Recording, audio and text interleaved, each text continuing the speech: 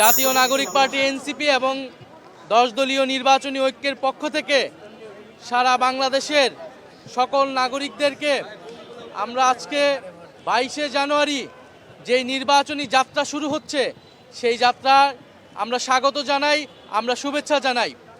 আজকে বাংলাদেশে এক ঐতিহাসিক মুহূর্ত, যেখানে গণ অভ্যুত্থানের পরে বিগত 16 বছরের মানুষের ভোটাধিকার বঞ্চিত থাকার পরে আমরা যখন একটি নতুন নির্বাচন এবং গণভোটের দিকে যাচ্ছি, আজকে থেকে তার আনুষ্ঠানিক প্রচারণা শুরু হচ্ছে। আমরা জাতীয় নাগরিক পার্টি এনসিপি এই ঢাকা বিশ্ববিদ্যালয় এলাকায় অবস্থিত এই 3 নেতার মাজার এবং শহীদ শরীফ ওসমান হাদির কবর জিয়ারতের মাধ্যমে আমরা আমাদের নির্বাচনের আনুষ্ঠানিক যাত্রা এই ঢাকা 8কে কেন্দ্র করে শুরু করছি। প্রিয় সাংবাদিক ভাই বোনেরা এবং প্রিয় দেশবাসী, আপনারা জানেন এই ঢাকা বিশ্ববিদ্যালয় এলাকা থেকে 2024 সালের গণ অভ্যুত্থানের অগ্নিপাত শুরু হয়েছিল।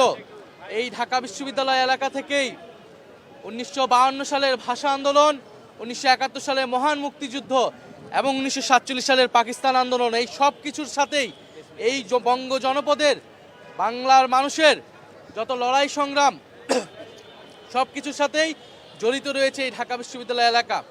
আমরা তাই এই ঢাকা 8 আসনকে নির্বাচন করেছি আমাদের আনুষ্ঠানিক কার্যক্রম প্রথম শুরু করার জন্য। আমরা আজকে এই 3 নেতার মাজারে এসেছি আমাদের জাতীয় প্রধান 2 নেতা শেরেবাংলা একে ফজলুল হক এবং হোসেন শহীদ সোহরাওয়ার্দী তাদেরকে স্মরণের মাধ্যমে এবং আমাদের পূর্বসূরীদের স্মরণের মাধ্যমে আমাদের এই নির্বাচনী যাত্রা শুরু করতে।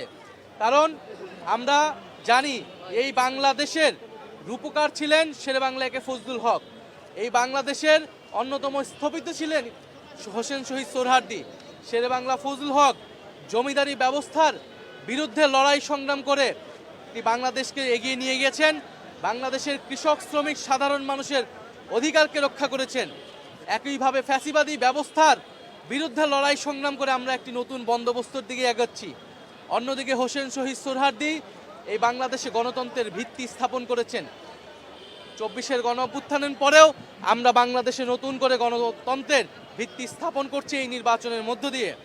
এবং আমরা অবশেষে যাব শরীফ ওসমান হাদি, আমাদের জুলাইয়ের অকণ্ঠ সৈনিক, আমাদের জুলাইয়ের সিপাহসালার আধিপত্যবাদ বিরোধী লড়াইয়ের শহীদ সৈনিক শরীফ ওসমান হাদি, তার কবর জিয়ারতের মাধ্যমে আমরা এবারের নির্বাচন যে আমাদের আধিপত্যবাদ বিরোধী যাত্রা, আমাদের আজাদির যাত্রা, সেই যাত্রা আমরা শুরু করছি শরীফ ওসমান হাদি ভাইকে ধারণ করে স্মরণ করে।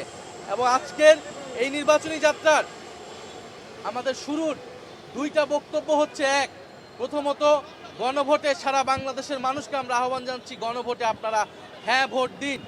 গণভোটে হ্যাঁ এর মাধ্যমে সংস্কারের যাত্রাকে অব্যাহত রাখুন এবং শরীফ ওসমান হাদি ভাইকে যারা হত্যা করেছেন সেই হত্যাকারীদের বিচার আমাদের আজকের এই নির্বাচনী যাত্রার অন্যতম প্রধান দাবি, অন্যতম প্রধান এজেন্ডা। আমরা নির্বাচনের আগেই তার চার্জশিট থেকে শুরু করে সকল কার্যক্রম যাতে সম্পন্ন হয় এবং আমরা অবশ্যই এই হত্যাকাণ্ডের সুষ্ঠু বিচার আমরা এই বাংলার মাটিতে আদায় করে ছাড়বো ইনশাআল্লাহ। আমরা কাজী নজরুল ইসলাম, আমাদের জাতীয় কবি কাজী নজরুল ইসলামেরকেও স্মরণ করে আমাদের নির্বাচনী পদযাত্রা শুরু করবো এই ঢাকাতে।